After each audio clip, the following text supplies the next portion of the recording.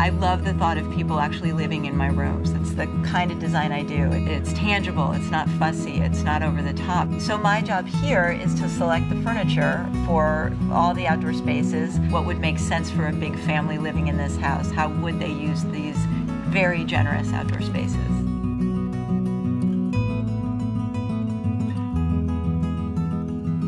My name is Betsy Burnham. I am the owner and principal designer at Burnham Design in Los Angeles, California. We're here in beautiful Coronado, California.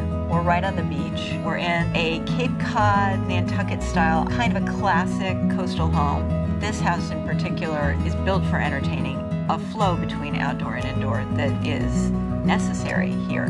The way I begin a project like this is by really looking at the floor plan and seeing how the space moves and how we're going to function through the space. And then I start putting in a furniture plan, which is kind of my favorite thing to do. Maybe because it involves space and it involves scale, but also because it involves how people are going to live here. Process to me as a designer is getting to know my client, then looking at the architecture, understanding what period it is, how I can best furnish it so that it's not completely off base from what the architect had intended. I kind of put those two things together with my aesthetic and hopefully come out with something that appeals to everyone on the team. I don't think that we as designers walk into a project and say, we're going to do this and we're going to do that. I mean, I think it really is a team effort, and it really is listening to your client and understanding their needs. In the outdoor spaces for this house, I used several different collections of outdoor furniture. I made sure that I had a constant, and in this case, it was a white finish.